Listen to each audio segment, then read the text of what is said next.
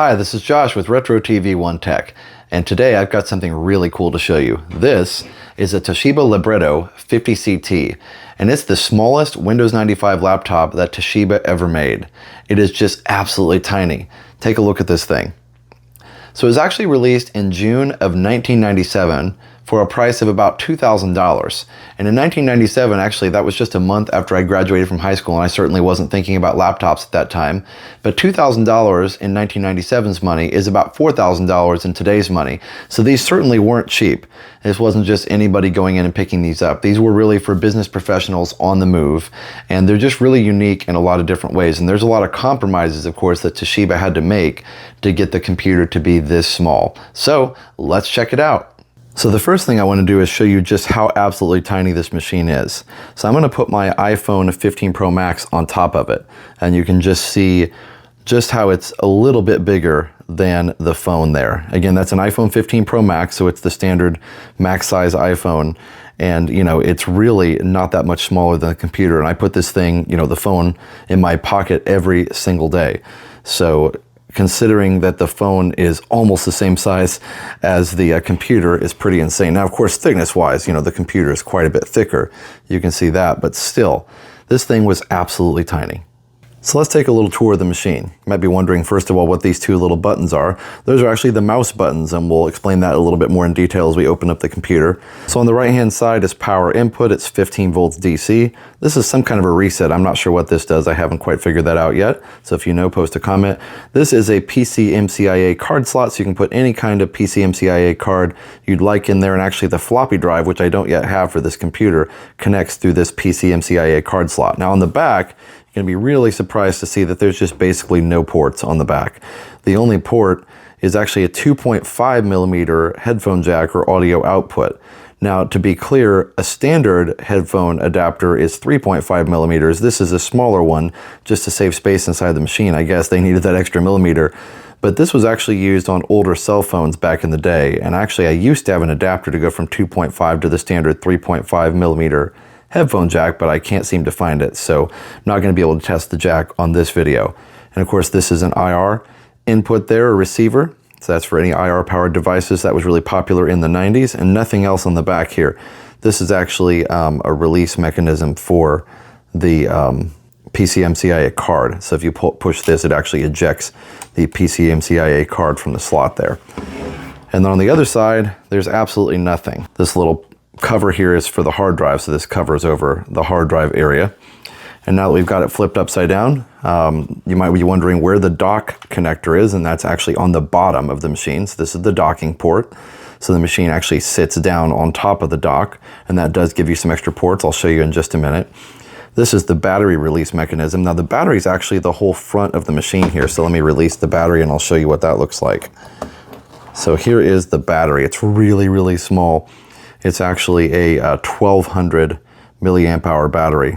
So very, very small. It only lasts about 30 minutes or so. Even brand new, a lot of the reviews on this one actually said that the battery life was very kind of substandard. And actually this one appears to be labeled battery 1. So I would imagine whoever first owned this, I guess, had more than one battery because the battery life again was so short. So if you were on the go and you needed this to be portable, like on a plane or something, you know, most plane rides are more than 37 or 35 minutes, whatever this would last. So definitely need a spare battery. They did sell an extended capacity battery which sticks out a little more, but those are really, really hard to find. So that's basically a tour of the outside of the machine. Let's open it up and see what's on the inside. So there you go. You can see the full footprint of this tiny machine here. And look at those tiny little keys. I'll put my hands in typing position so you can see just how small it is. And in fact, it's easy for, my hand to cover almost 2/3 of the keyboard there if it's stretched out in a normal typing position. So obviously typing on this was not comfortable, and the keys are definitely very stiff. And in fact, on this machine, some of them, like the A key, are not very springy. It actually works, but they're not super, super springy or easy to use, unfortunately. So that's one of the trade-offs that Toshiba had to make that I was talking about earlier with this machine. To make it small was just to use these tiny, tiny little keys. And of course, we're missing some keys as well. So this is the FN key. And normally you would get an end key as well, and Control-Alt-Delete and all that stuff. But actually, there is the delete. So you can do the Control-Alt-Delete, which is nice. But for the end key, if you ever get in the BIOS and need to hit the end to get out of it, you actually have to hold down the FN and then push the right cursor key. So that's kind of uncommon for laptops of the day. Most laptops had an end key, even though it's mostly just used in the BIOS and a couple other things. So this is the power on and off switch. And at the top here, you can see these are LED indicators for power, charge, hard drive, and the computer being on. So those are all the different LEDs that you've got. And this right here is the mouse. This is the little Toshiba AccuPoint mouse. Normally it would have been in the middle of the keyboard right here, just like on Toshiba's, IBM ThinkPads, everything else would have had their little mouse nub right there in the middle of the keyboard. But here, there wasn't really room for that because the keys were already tiny. So can you imagine putting it like between G and H here, and then the keys would have been even smaller and you'd have been hitting the mouse the whole time. So I think they knew that it was just too small for that. So they put the little mouse nub right here. And then as I showed you before, the buttons are on the back here. So you actually hold the display while you use the mouse. So of course an external mouse is a welcome accessory when you're using it on a desk and not actually like on your lap on a plane or something. You know, this was doable. It's usable, as I'll show you when I fire this thing up, but it's just not the easiest thing to do. And this mouse, it's a lot bigger than a standard AccuPoint, so it just becomes a little unwieldy and hard to control sometimes. And you can see the function keys on the top are absolutely tiny. There's a little tiny Windows key there. I'll zoom in on it so you can see it. So you've got print screen, which I guess they thought that was a pretty important button. Pause, that's interesting. Windows key, and then the little Windows contacts menu key. It's really got just the basic keys on it because of the lack of space. So this is one of the docks that was available for the Toshiba Libretto 50CT. This is the bigger of the two. There's actually one that just has the port, so this has a little more to it. So you can actually see the connector where it connects to the computer. This is the eject mechanism here.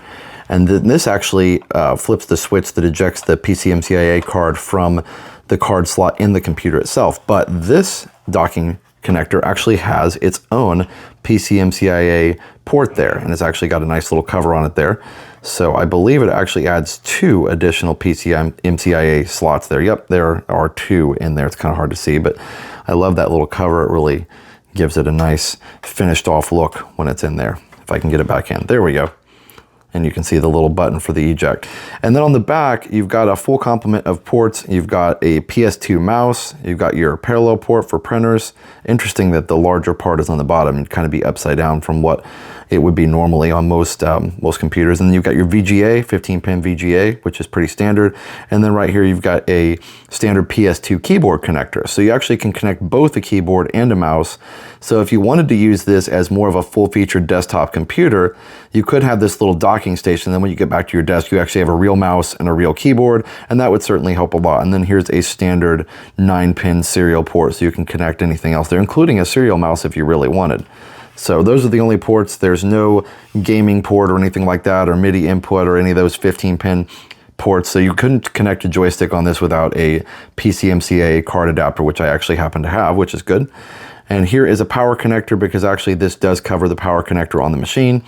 So here's the power connector. So the idea would be you'd plug this in at your desk, and then you would have it plugged in all the time. And then you just slide the computer into this and it's ready to go. And then ideally you'd have another charger to take with you on trips and things like that. So anyway, that is the little docking connector for this. And I'll show you how the computer goes onto it. It's actually pretty convenient. It just pops right on there. Now, first of all, you do have to make sure that you have this little cover open there, or it doesn't work, obviously. So open the cover and then just slide that on there. Now there's these 2 little guides here which kind of guide the laptop into place, which is nice. And then you push down and it has a nice satisfying little click, and it's just ready to go. So that's pretty awesome. And it's actually still not that big. It's much heavier, but it's not that big even still with all of this on there. You can see though that purposely there's a little slope there that covers up the charging port on the laptop itself, because they really don't want you to plug it in there. Actually, if you did that, it wouldn't power all of these ports. So when you're using it in the docking connector, you actually have to have it plugged in here so that it powers all the ports and things as well. But we're not going to use it with the docking connector for now because we don't really need it. So I'm going to go ahead and eject it, and we're going to go ahead and fire this thing up after connecting it to power. All right, it is plugged in, and one thing that you will see is that it's actually got power indicators and charging indicators. The green is for power, of course, and the orange is for charging. So it'll show you even without opening the laptop there that the LEDs kind of curve around the top of the lid there so you can see them even when the lid is closed. And of course, just like most machines, when that orange LED or amber LED turns to green, then it is fully charged. It takes a couple hours to charge it. It's, again, not a big battery, but when I open it up, you can actually see there at the top that the LEDs are much bigger and a little easier to see. But it's nice that they kind of curve them over the top so you can see it without opening it if it's finished charging or not. All right, so let's get it fired up.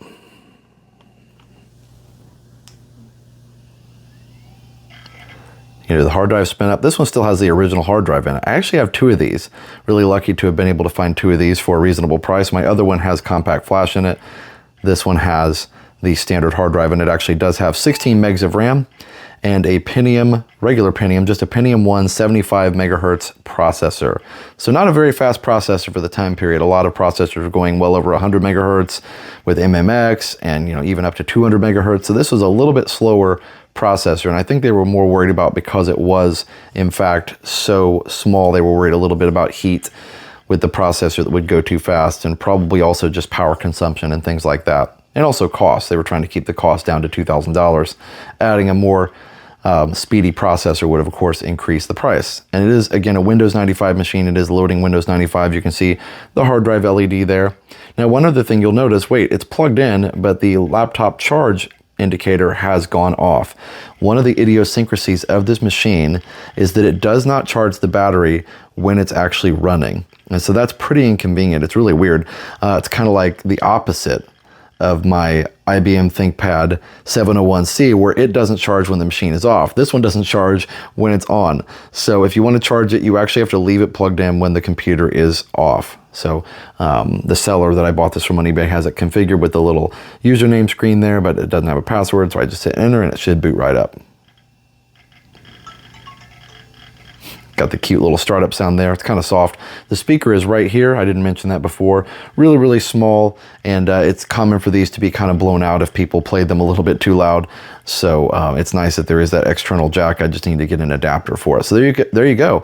You can see it booted up into Windows 95 with the standard cloud background there. Pretty nice to see. You can see the mouse in the middle of the screen, and you can see when I move it, it moves pretty easily. It is, pretty small, and it is easy to lose on the screen, but it is actually a TFT active matrix screen, so it's not one of those dual scan laptops. It does have a nice active matrix screen, so the mouse and the animations are nice and fluid, and you don't lose it, and it's not really dim. So it is actually a pretty good machine for playing games. Another thing about this machine is it's a 640 by 480 display, which means that DOS games at 320 by 200 scale very, very nicely on this machine. So I'll go ahead and open the start menu here. Now this one's been really cleared off. It doesn't have hardly any programs in the start menu at all. It just has startup and internet mail and things like that. So that's kind of fun. But we're gonna run Notepad, and I'll show you some typing on this machine. I think I can just type in Notepad here. Let me just see if that'll work. Yep. So all the files are still there, but for some reason, whoever had this before deleted all the entries in the start menu. I'm not sure if they thought that was clearing off the computer somehow, but either way, let me go ahead and maximize this. Again, you can just see how small everything is. There we go, that's maximized now. And I'll show you again my iPhone in front of it. The iPhone basically just about covers the screen there. So again, this is a very, very small device. All right, but let's try some typing on this and see. Actually, it hit the A key just as I was resting my hand on it. So that A key is a little bit funky on this machine, but I'm just gonna type the standard.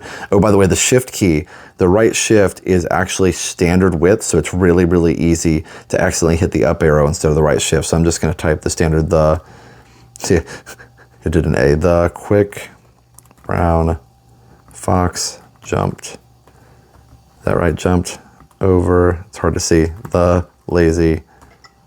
You can see how difficult it is to type on. So this definitely would be a frustrating experience and something you would really have to get used to, over the lazy dog. So luckily, I'm not planning on typing any research papers on this, but it would be doable. There you go. Typing on this machine is very difficult. Why didn't I just put hard? It would have been less letters. Anyway, so yeah, let me zoom in so you can see the text a little better. So when I zoom in, you can see that it's a really nice screen, actually. It's just really small. It's very clear. The colors are nice and vibrant and bright. You can see the text looks nice on there. But again, the idea was to make it small. It fits very, very well in a briefcase. Might even fit in a really big pocket, I'm not sure. But definitely comes with some compromises. And as I'm closing Notepad here, you can see, just navigating is a little bit tricky with this mouse too. It's definitely not the same as having your mouse down here and navigating. I think a lot of us got pretty used to that. But you might be wondering what kind of games we can play with this and how it sounds. Let's check out how it sounds first. I've got Media Player loaded up here. I had to actually load that manually because again, they deleted all the entries on the start menu. Let's pull up Canyon and let's just see how that sounds on this tiny, tiny little speaker. So here we go. Here's Canyon.mid. Hopefully it's loud enough you can hear it.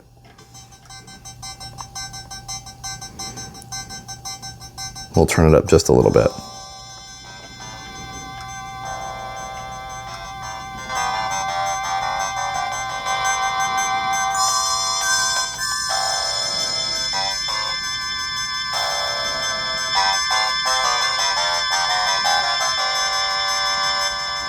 It's kind of hard to get the volume just right there. It's like either too loud or too soft. It's pretty good overall. You hear it's kind of got some static in it though.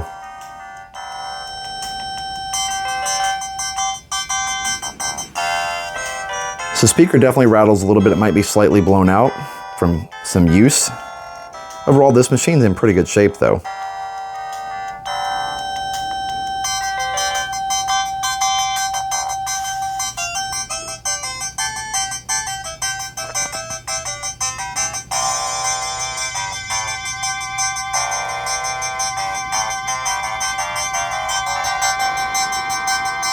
So, my other Libretto actually has a little bit better sound. I'll show you that here in just a minute. Anyway, so I'm going to turn it back down just a little and then we're going to try a couple games here. All right, so here's my little folder of games here. Let's start with Test Drive 3 today. This one might be a little loud because the audio on this game tends to be kind of loud overall. But let's give it a shot anyway here. Of course, it's hard to see all the files on the screen. But now that's set up. There's the main startup file. And let's just see what happens.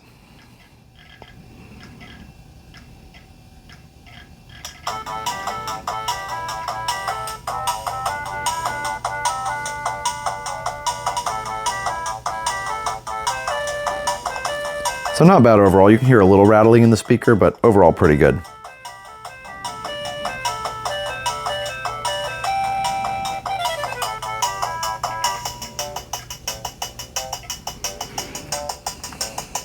So let's play a little bit. And with the 75 megahertz processor, this is going to be too fast on here for sure. As I run right back into the back of that Mythos car. We'll go this way. Bye bye. Because cars can climb mountains. It works fine. It's okay. No body damage. No nothing. It's all good. Anyway, it works pretty well. Now, obviously, you can put some settings in on this computer to slow it down. But for this game, wow. How did I not get hit just now? Anyway, so it works pretty well in that game. And again, the screen is nice and bright. The animations are clear. You can see the car spinning. Nice and fluid. And overall, the speaker doesn't sound too bad for being so tiny. Let's check out my other Libretto. The sound on it is just a little bit better. So this is my other Libretto 50CT, and you might be wondering, why do I have two? Well, this one actually died a couple weeks ago, and I thought I wasn't going to be able to revive it. And I really like this machine. Found another good deal on one on eBay, and it actually had this docking connector that I showed before. And I thought, well, even if I can get this other one working, I'd love to have the dock, and the dock is basically impossible to find by itself. It's usually with the machine. So it's a good price, and I thought, I'll just buy the second one. That way I'll always have one that works. So this was my first one that I got, and you can tell it's a little bit dirtier, and it's got some of the stickers are missing over the screws and stuff here. Even the case at the top is a little bit more separated, but overall, really, really great machine. Works really, really well, and it's just something that I really enjoy. So let's power this one up, and we will try some games on it. So as this one is starting Windows 95, you can tell there's basically no sound because it doesn't have a fan and there's no hard drive.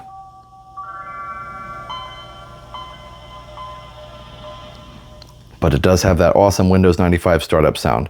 This one also has a little bit of kind of bad spots in the LCD panel here. It does warm up after a while and some of that goes away, but it definitely is a little bit worse for the wear than the other one. So it's nice to have both.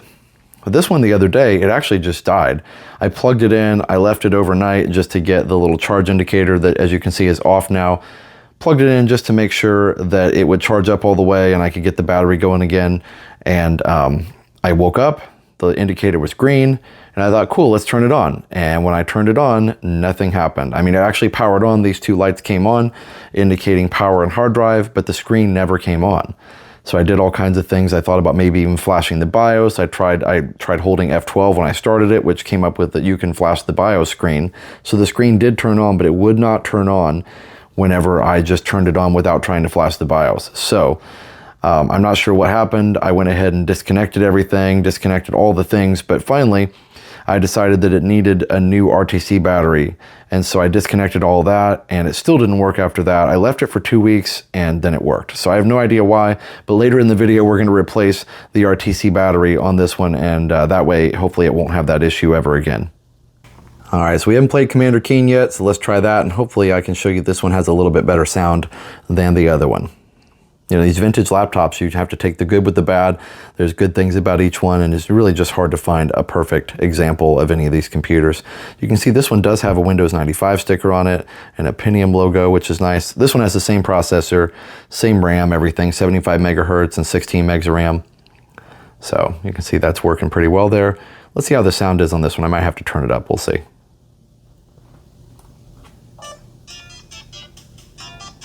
No, that's perfect. And you can hear that speaker much better than the other one. I'll be quiet for a second so you can listen.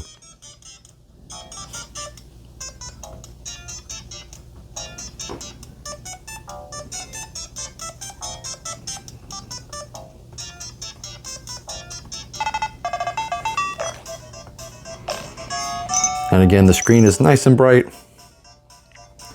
Looks fantastic.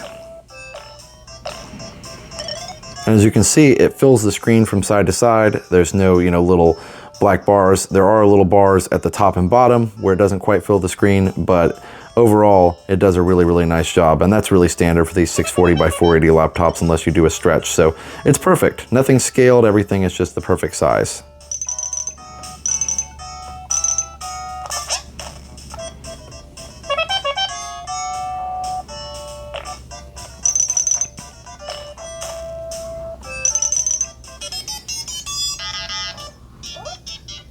Perfect.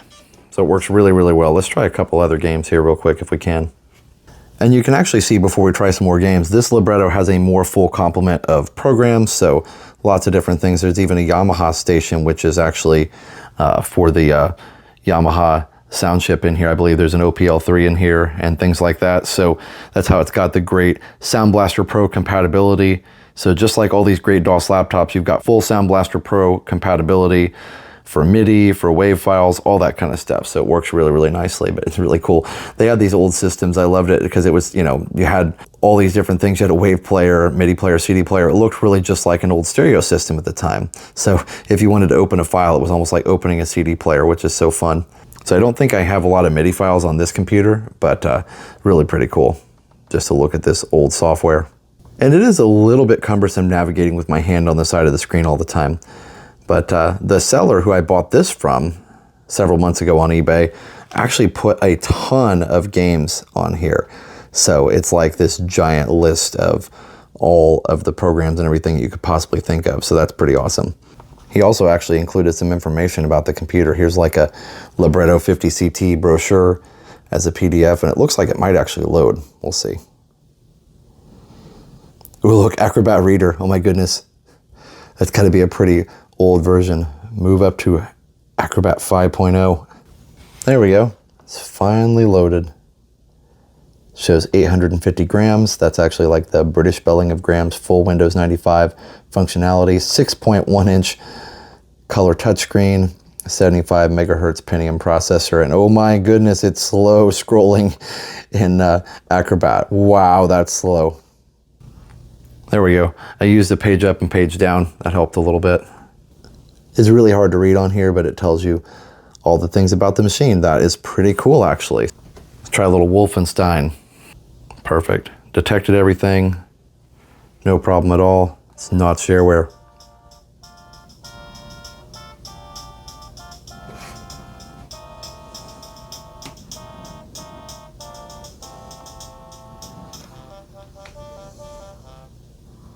Sorry, the sound isn't very loud. Don't hurt me. The music's slowing down while it loads. Wow. I mean, this will play on a 486 pretty easily, so this computer should be able to handle it with no problem, and it does.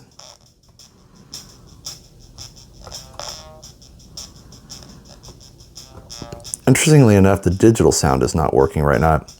I might have the IRQs configured wrong or something. Let's check that real quick. The ad-lib is working fine. Interesting, the digitized sound is not really working. Huh. Might be a driver issue or something.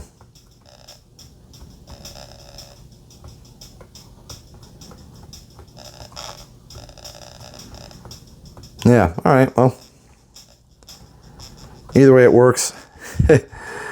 I can worry about the sound blaster issue later. So I decided to pull up the other Libretto again. You can see them next to each other. And actually you can see the one on the left that's a little bit newer than me has a little bit brighter screen than this one on the right here. So it's just the way that the LCDs have aged. Obviously same machine, probably similar or same LCD manufacturer, but just thought it was interesting to see how much brighter one was than the other with the same settings. So let's try a little jazz jackrabbit just to see if the digital sounds are working on this other Toshiba Libretto. Oh, just kidding. Running under Windows. Oh, it might work. I'm just not going to reboot to DOS right now.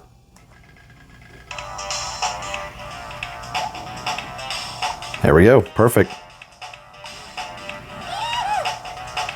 Speaker actually didn't sound too bad now.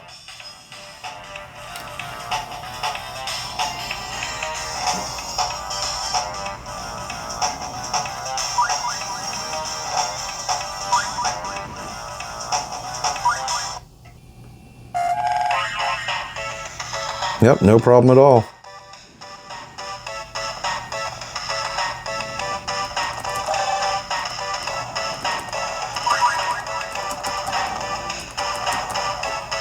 Nice and smooth graphics. Of course, when you can't play it that well, you know, that's not the computer's fault. Sounds great though.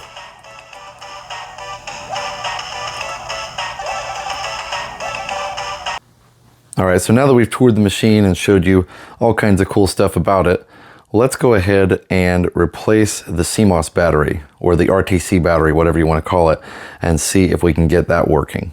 All right, so let's go ahead and get this thing fired up, and I will show you what it does when it fires up. It actually has a CMOS battery problem. RTC battery is bad, which is standard on these computers, so we're going to go ahead and get that replaced. There, now the screen starts really, really dim, but you can kind of see that. Let me zoom in on it for you. You can see there's an error message there. There we go. So we just have to hit F1, tiny little F1 key down there, which even looks tiny when it's zoomed. The screen does get brighter as it warms up a little bit. And then the end key is actually on the cursor, so I have to hit Fn and then end, which is crazy. Are you sure? Yes. So and then it should eventually boot into Windows. All right, so let's shut this down and see if we can get the RTC CMOS battery changed over. This system's pretty easy to open up. You start out with this keyboard cover right here. You have to be really, really careful. Just kind of work it loose a little bit at a time. There we go. Just kind of jiggling it back and forth here so we don't break. There we go, anything. Yay, okay. It's always a little bit tense because the plastic is so brittle, but this comes off and then the keyboard is free at that point. Oh, there's the screw for the keyboard. Let me take that off. And then the keyboard should pop open. I forgot a step. There we go. All right, it took some maneuvering, but I got this keyboard to come up here. I have to be really, really careful because of course the keyboard cables are still there. Now, actually, this is just a preliminary step because I actually need to flip it over and go ahead and uninstall all of the other screws as well. I'm not going to disconnect these flat flex cables because they're kind of hard to get back in. So what I am going to do is put this back in here and go ahead and turn the computer upside down and get all the other screws loosened first. All right, so the first thing I need to do is remove these two screws for the hard drive cover. Now this hard drive cover, I'll show you when I take it off here. This hard drive cover is actually 3D printed. So the seller mentioned that the other one was either broken or lost, and so this one was 3D printed. Now these screws they feel a little bit stripped, I'm not sure, but I'm just gonna keep working with them until they come out. There's one and there's the other one. Okay, good. It's just kind of strange the way that they're in there. They're just not quite right, but that one doesn't seem to want to come out. Oh, there we go. Okay.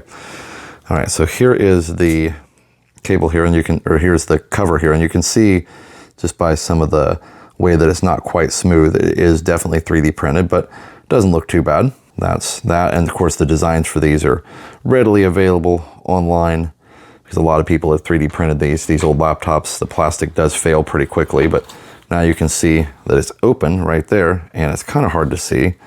Maybe if I turn on the flash here on the camera, there you go. You can actually see the compact flash card down in there. So it is a compact flash card for the hard drive. It's not really focusing on it, but it's got a little IDE to compact flash adapter, and it's just right in there. So it doesn't really fill up very much of the original hard drive bay at all.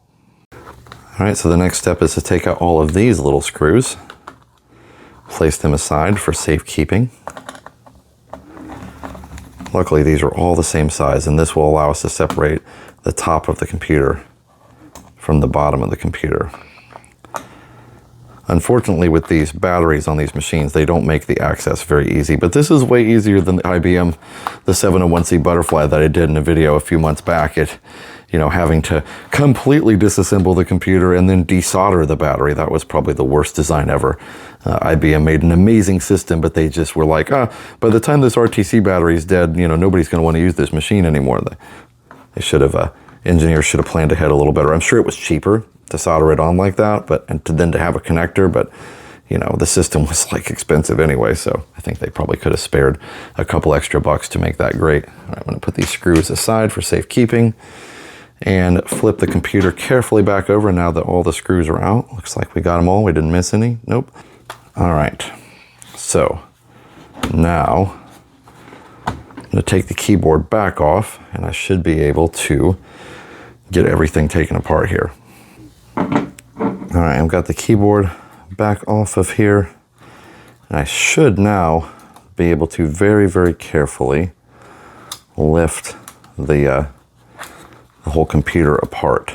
So let me see if I can do that. Actually, I'm going to place this screw aside so that I can, so I don't lose it. This is a tiny little screw. This is the only one. The little keyboard screw is the only one that's different from all the rest. So place that aside so I don't lose that. And I should be able to very carefully separate the parts of the computer from each other. All right, and one thing I have to do before I do that, I believe there's a couple of other screws in here, so I have to take those off first. Almost forgot these two. And more little tiny screws.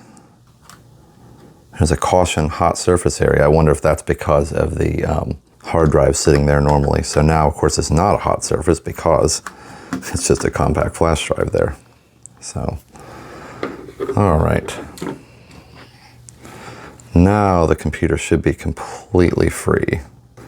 Let's see, let's remove this little cover here. It actually looks like it's missing some screws inside. I noticed that last time I opened it up just to check things out. Okay, I think I got all the screws off. Let's see if this will come apart at this point. All right, one thing I had forgotten to do was take the battery off. So let's see now if I can very carefully pull this off of here.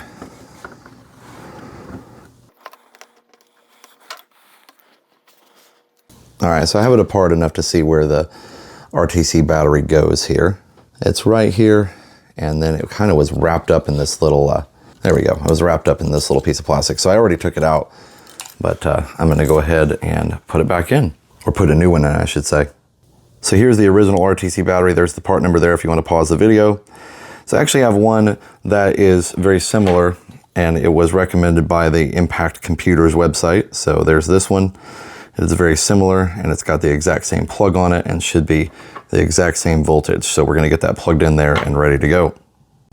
All right, so should be going in this direction. There we go. I was able to get things situated a little bit better so that I could get a little better access to everything and no stress on the, or very little stress on the flat flex cables there. Now I just have to figure out which way this goes in. All right, after much fiddling off camera here, I've gotten this to fit in the correct spot. So this is plugged in. It's kind of funny how bright white the new connector is compared to the older one here. That will do it, and we should be able to put this back in the little battery holder here and kind of slide that back in where it was before, and then we'll put this thing back together and fire it up. That's pretty exciting. There we go. Got it back down in there. Let's get this wire kind of tucked in out of the way. So, not easy to get to, but at least we didn't have to take apart the whole computer, and I was just very, very careful with making sure that I didn't crush anything. So, all right, so the first step is to kind of have the keyboard out of the way here, and I need to reinstall the little heat shield. Probably don't need this little heat shield, but you know what? It was there. We're gonna try and have it back. We're gonna try and have it back to original condition if we can. So just kind of have to hold it all together. All these things are so awkward to work with, but it is part of working with an older computer. So in order to speed up the video just a little bit, I'm going to go ahead and just do a voiceover here as I very quickly put this computer back together. You can see I put the tiny little screws on that little heat shield there, and that went together nicely. And then the keyboard kind of slides back down into place.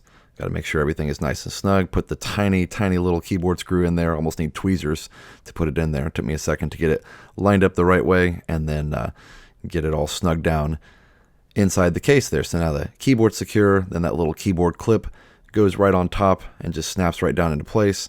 Flip the laptop over and put all of the screws back in so that everything is super secure.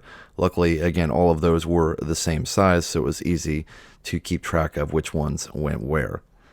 So once I get all of that secure, then I will go ahead and put the hard drive cover on the side of the computer here. And then after that, I will install the battery. All right, the charging lights are on, so that's a good sign. Let's fire it up. There we go. Excellent. Perfect. Okay, good, but it still has the battery area. Let me zoom in so you can see it. But the good news is once I get this set this time, it should just work. All right, so I don't really need to change any settings. Everything's the way it should be. Now, of course, the LCD is still really dim. It's still kind of warming up. Here, I'll show you what I'm doing here. I didn't show you last time. Let me zoom back out again. So in order to get this to work, I have to hit FN and N to save the BIOS options, because the end button is on the little cursor key over here. So FN, end. Are we sure? Yes, we are. There we go. I'll zoom back in, hit yes, and it should just reboot. There you go. All right, it's doing the memory test. Perfect, 16 megs complete. Starting Windows 95, awesome. All right, now this battery, I don't know. I got it from Impact Computers online. I don't know if it's got a charge in it, this RTC battery that I put in. So we'll see. I guess the test would be if I unplug the computer and plug it back in and if it holds its settings. But for right now, I just want to let it go ahead and boot Windows and make sure everything's okay there, and then we'll try it out from that point. Awesome. That was a successful repair.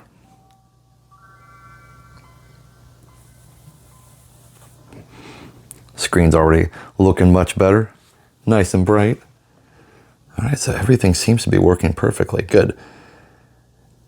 Now, to be clear, I should have disassembled the computer completely and taken off the little flat flex cables. I I know that was a little bit sloppy and probably risky. So in the future, probably better to go ahead and just disassemble everything. But it's kind of risky to take the cables out too. So I was just kind of doing the best I can. You know, you feel like a giant when you're working inside these computers. So either way, so the battery, by the way, does charge. I just haven't charged it for a while. So that's not the battery that we replaced though. That's the main system battery on the front of the computer that I took out that powers the system. The one we replaced, of course, is the clock battery, the real-time clock or BIOS settings battery. All right, so the way that we test that then is that we will just go to shutdown and turn it off, and I'll unplug everything, and then we'll make sure that we still have all of our BIOS settings. So let me go ahead and shut down. There you can see it's totally shut down, and you can see the charging light has come back on up here, which is cool. Now, again, that's charging for the main battery, not the one that I replaced. All right, so here we go. Everything is plugged back in. Again, I've totally disconnected all the batteries except the RTC, all the power, everything's been disconnected. And so if this thing starts back up, what we're hoping to happen is that it just boots right into Windows with no error message. Because keep in mind, the last couple times I started it before I replaced the battery, it gave me that, you know, check system, press F1, go into the BIOS, all that kind of stuff, which means that the clock battery is dead. Of course, in this case, it was just removed because I knew it was bad. But in this case, let's see if I turn it on, it should just boot straight into Windows if everything's working with the RTC battery. So here we go, let's power it on and see what happens.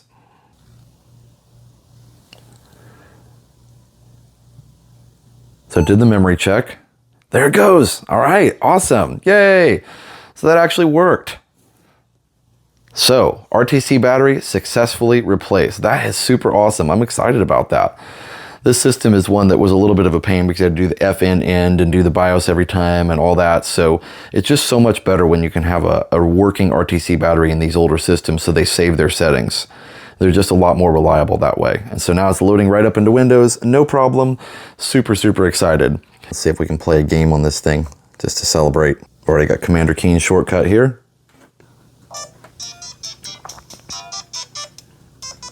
I think the sound is really, really good on this. It's perfect.